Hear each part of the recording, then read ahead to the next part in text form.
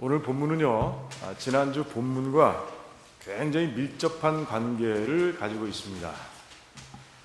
그 관계를 약간 설명드리면요, 이런 관계예요.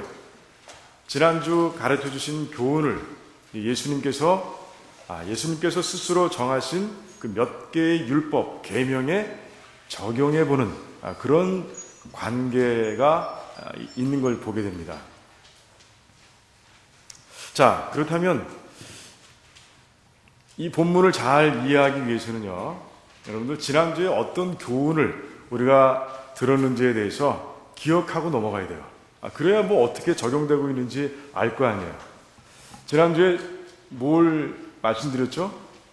지난주에 받은 교훈이 뭐죠? 잘 모르시죠?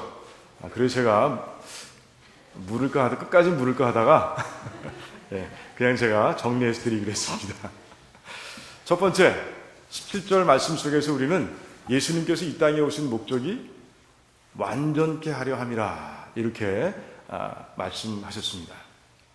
그 완전케 하려 하신다라는 그 말씀을 통해서 예수님께서는 이 땅에서 이루실 두 개의 사역을 설명하고 계시다라고 말씀드린 바 있어요. 그 첫 번째가 무엇입니까? 구약 말씀을 통해서 이제 오실 메시아를 예언하셨는데 그 예언하신 것을 이제 이루시기 위해서 메시아가 되셔서 이 땅에 오셨다라는 것이에요. 이제 그 예언을 완성해 갈 것이다 라고 말씀하시는 거예요. 이제 그 예언이 십자가 사건과 이제 부활의 사건을 통해서 이제 하나하나 이루어져 갈 겁니다. 두 번째 뭐라고 그랬죠? 그래요. 하나님께서 그 구약의 말씀 속에 심어 놓으신 하나님의 진정한 의도, 그것이 무엇인가? 너희들은 너희들의 생각과 너희들의 지식으로 이렇게 해석하고 적용하고 있는데 진짜 하나님께서 의도하시는 것은 무엇인가 하는 것을 이제 밝히 보여주심으로 인해서 말씀을 완성하러 오셨다라는 뜻이 담겨 있다고 말씀드렸어요. 이제 오늘 읽은 본문 가운데서 이제 그 교훈을 적용할 것입니다.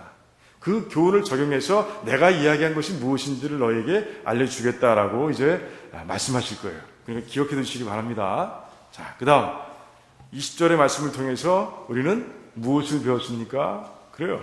천국에 들어가기 위해선 서기관과 바리새인이 가지고 있는 의보다 훨씬 나은 의를 가지고 있어야 하는데 그 의가 바로 믿는 모든 자들에게 부어주시는 주님의 의다. 그리고 구원받은 후에도 그 의를 이루기 위해서는 성령 하나님의 도우심을 받아야 한다라는 그런 교훈이 담겨 있다고 말씀드렸습니다. 오늘 그 교훈도 이제 이 말씀을 통해서 이제 간접적으로 설명하실 거예요. 그러니까 그 교훈 두 가지를 다 이렇게 마음속에 기억해 두시고 그리고 이제 오늘 본문 말씀을 보시면 좋겠습니다. 자, 지난주 교훈을 다 기억했으니 이제 본문으로 한번 들어가 봅니다. 근데 여러분들 본문을 가만히 읽는 가운데 어떤 생각이 드십니까? 마음이 좀 무거워지진 않아요?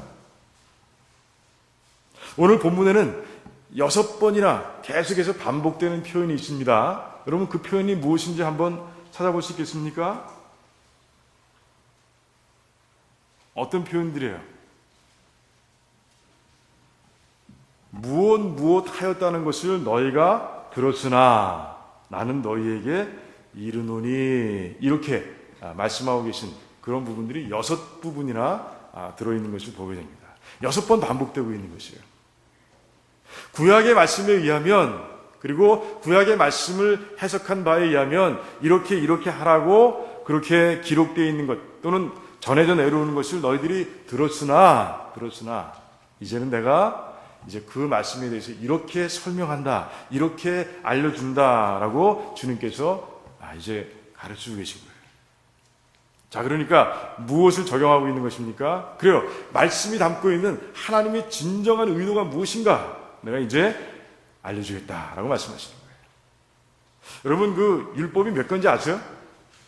그 모세 오경에 들어있는 그 하나님께 주신 율법이 몇 개인지 아십니까? 계명이 몇 개인지 아세요? 무려 613개입니다. 그 613개를 다 설명하려면 이거 성경책 우리 여기 있는 거 이 페이지를 다 채우고도 모자랄 줄 몰라요. 그래서 예수님께서는 그 6개의 표현이다 하는 것은 6개의 계명을 주님께서 스스로 선택하셔서 이제 그 계명을 설명하시는 그런 과정을 우리가 보게 되는 것이에요. 그런데 아까 말씀드린 대로 오늘 말씀을 가만히 읽는 가운데 마음이 답답해지는 거예요. 왜 그렇습니까? 여러분도 오늘 말씀 읽는 가운데 좀 답답해지지 않으셨어요?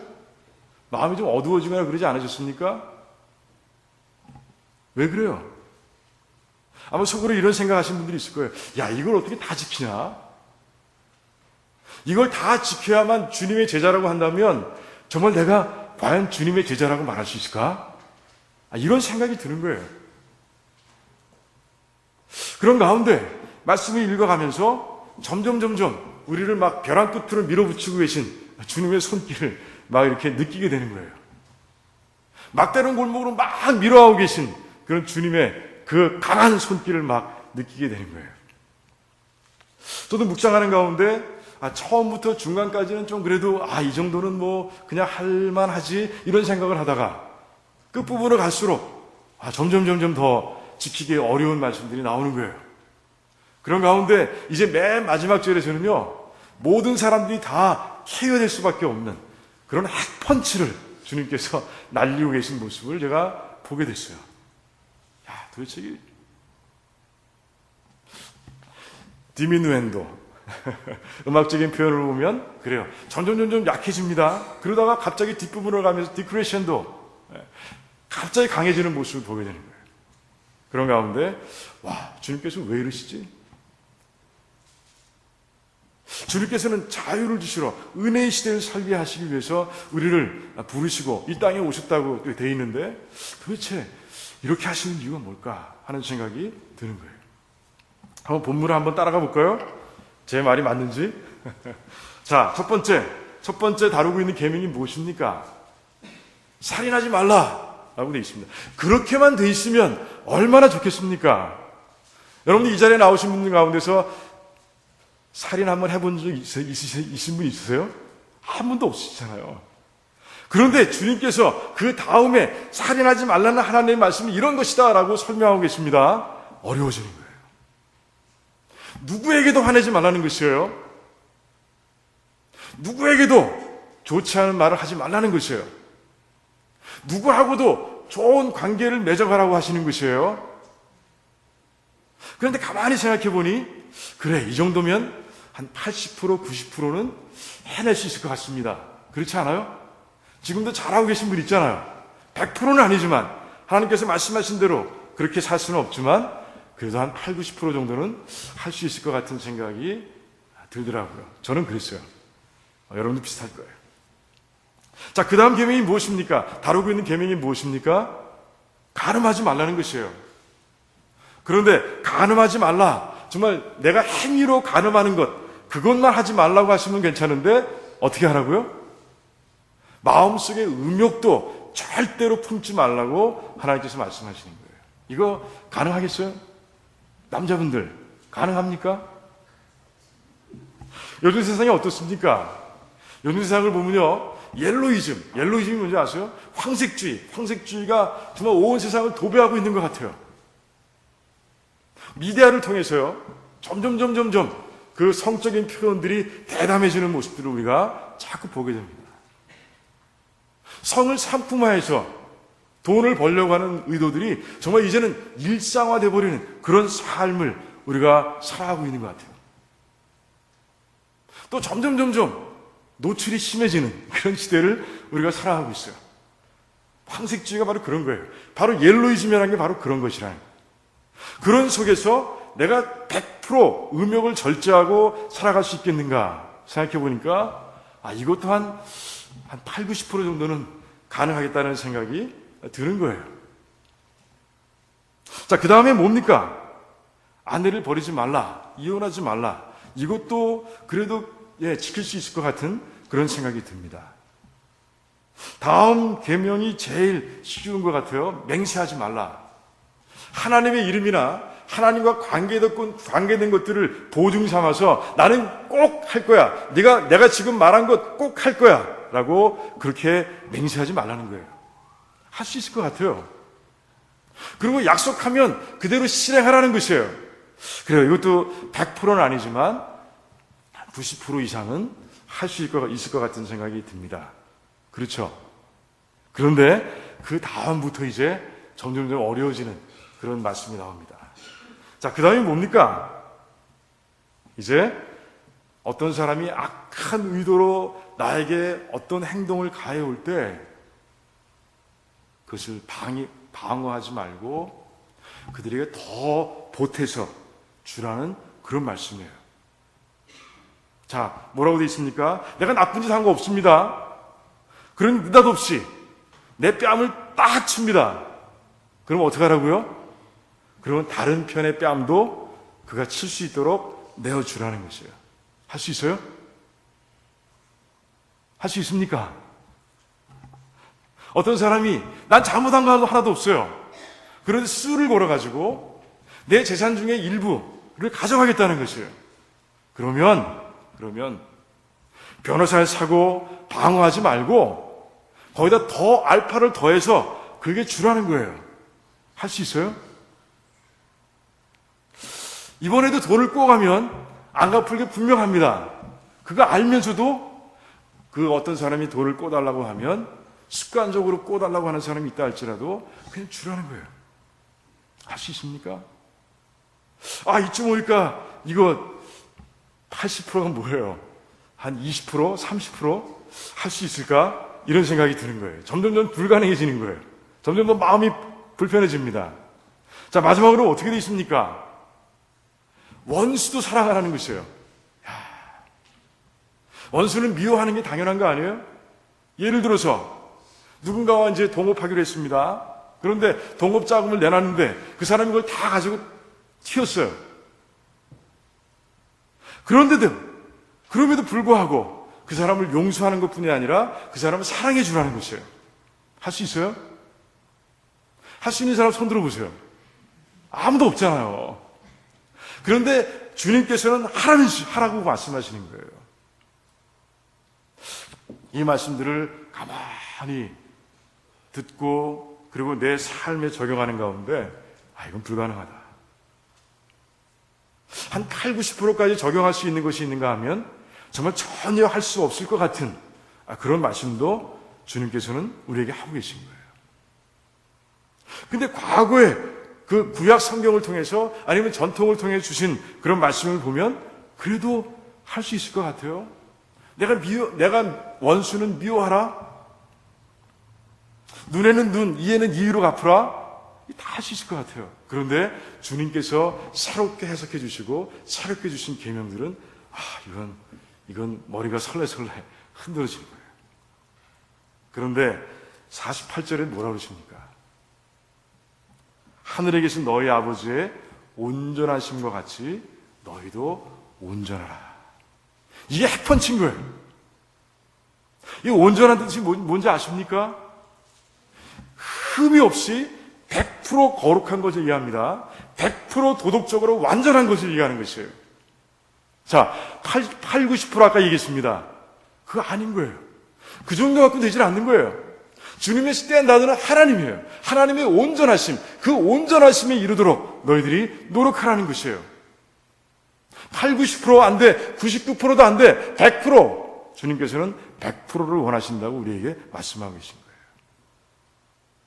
앞에서 주님께서 설명하신 그 계명들을 얘기하면서 좀 느긋해졌던 마음들이 다 싹 달아나고 마는 거예요. 주님 이러면 못하죠. 이러면 어떻게 합니까? 100%라뇨. 온전하라는요. 저 인간인 거 잊으셨습니까? 라는 그런 항변밖에 나오진 않습니다. 이젠 갈 데가 없는 거예요. 자꾸 주님께서 밀어가시는데 그 밀려가다 보니 이젠 막다른 골목에 딱 부딪혀서 더 이상 한 발자국도 뒤로 갈 수가 없는 거예요. 절벽으로 따지면 이제 절벽 끝에 가 있는 거예요. 한 발짝만 더 내딛으면 떨어지는 것이에요. 거기까지 몰고 가는 주님의 강한 손길을 우리가 보는 거예요. 도대체 이 말씀을 어떻게 해석해야 되는 거예요? 어디서 위로를 찾아야 되는 것이에요? 도대체 어디서 빠져나갈 수 있는 길을 발견할 수 있는 겁니까? 저는 깊이 묵상하는 가운데 이제 갈라디아서 말씀이 생각이 났어요. 다행히 지난달에 그 묵상한 것이 갈라디아서잖아요. 그 갈라디아서에서 주님께서는 바울을 통해서 율법의 역할에 대해서 아주 분명하게 설명하고 계신 그런 모습을 우리가 봅니다. 기억하시죠? 율법은 뭐라고요? 모학 선생이라고 얘기했습니다. 그 얘기가 뭐예요? 율법을 지켜서는 구원을 얻을 수 없다는 것이에요. 그걸 깨닫게 하는 것이 율법의 기능이고 역할이라는 것이에요. 지금 예수님께서는요, 우리를 막다른 골목으로 계속 밀어붙이시고 절벽 끝으로 계속 밀어내시면서 이 말씀을 하고 계신 거예요. 너 이래도 지킬 수 있겠느냐? 이래도 너희 힘과 너희 지혜로 이걸 감당할 수 있겠느냐? 라고 주님께서 말씀하시는 거예요. 구약 백성들은 살인하지 않으면 그걸 되는 걸로 알고 있었는데 아니야. 하나님의 의도는 그런 게 아니야. 이렇게 해석해주면 너희들이 지킬 수 있겠느냐? 주님께서는 우리에게 항복을 받아내고 싶으신 거예요. 내 힘과 내 지혜로 한번 해보겠습니다. 라는 그 생각을 싹 접도록 주님께서는 지금 만들고 계신 거예요. 하나님의 온전하심과 같이 너희들이 온전하라 하시는 이 말씀, 이 핵폭탄과 같은 이 말씀 속에서 이제 그만두라. 너희들이 노력해서 구원을 얻겠다는 생각을 그만두라는 거예요. 그 절벽 끝에 몰려봐야 그 막다른 골목에 이제 등이 딱 대어서 더 나갈 수가 없다는 것을 알 때, 그때 우리의 마음속에 간절함이 생긴다는 것이에요. 어떤 간절함이요? 하나님 어떻게 하면 좋겠습니까? 저는 죄인입니다. 이 죄의 수렁에서 내 스스로 일어날 수 있는 방법이 없습니다. 주님은 그 소리를 듣고 싶으신 거예요. 그 소리를 듣고 싶으신 거예요. 그런 가운데 이제 참 구원의 길을 발견하기를 원하시는 거예요. 그 참 구원의 길이 뭐라고요? 바로 예수님이시라는 거예요. 예수님. 그러면서 아까 두 번째 예수님께서 오신 목적을 말씀드렸죠. 이제 내가 내 의의를 너에게 주어 그 의의를 가지고 너희들이 천국에 들어오게 하겠다라고 말씀하셨다고 그랬죠. 그것을, 그 음성을 듣기를 원하시는 거예요. 그 바로 전에 20절의 말씀을 듣기를 원하시는 것이 바로 주님의 의도신 거예요. 너 못해. 네 힘으로 못해. 네 지혜를 가지고는 못하는 거야. 그러니 내가 이 땅에 온 목적, 두 번째 온 목적을 너희들이 잘 기억하길 원한다. 내가 참 구원의 길이야. 내가 너를 수렁에서 건져줄 수 있는 유일한 길이야. 라고 주님께서 말씀하시는 거예요. 그래서 여러분들은 이 자리에 있는 겁니다. 그 길을 발견했기 때문에 그 막다른 골목에서 그 절벽 끝에서 예수 그리스도라는 참 구원의 길을 발견했기에 이 자리에서 정말 예수님을 찬양하며 경배하는 그런 아름다운 모습으로 이 자리에 앉아있을 수 있는 거예요. 여러분 주변 사람들에게 한번 말씀해 주시기 바랍니다. 축하합니다. 진정으로 말씀하셔야 돼요. 정말 축하받을 일입니다. 정말로 축하받을 일이라는 것이에요. 왜 인사 안 하세요? 왜 축복합니다? 축하합니다.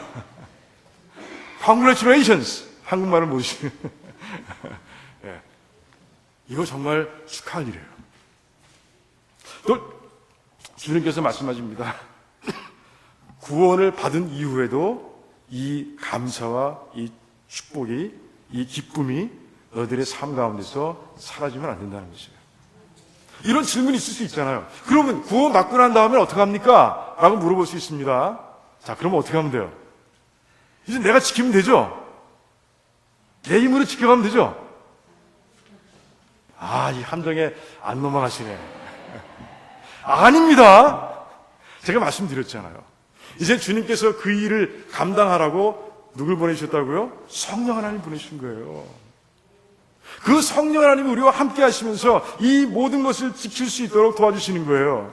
내 힘으로 내 지혜로는 아직도 안 돼요. 여전히 안 돼요. 구원 받았다고 해도 안 되는 거예요.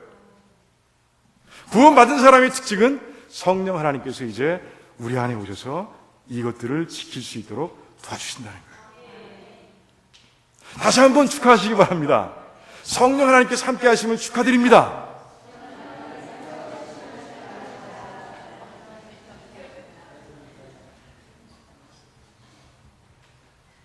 근데 왜 심각하세요? 예, 정말 축하할 일입니다.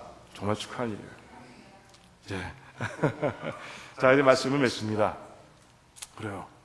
오늘 말씀을 통해서 우리는 정말 갈급함을 느낄 수 있었어야 돼요.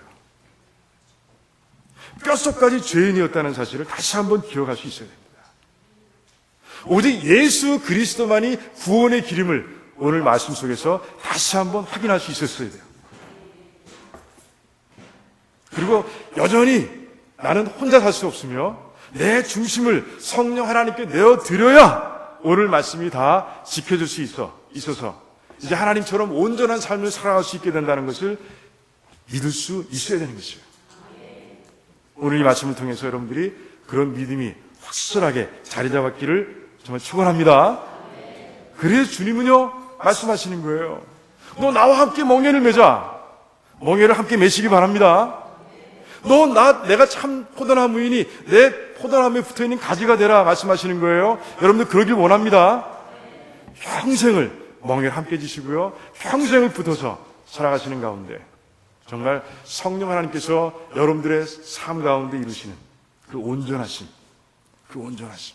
나는 절대로 할 수 없는 그 온전하심을 이뤄가면서 하나님께 감사와 찬송을 드리는 여러분 되시기를 주님의 이름으로 축원드립니다. 기도하겠습니다.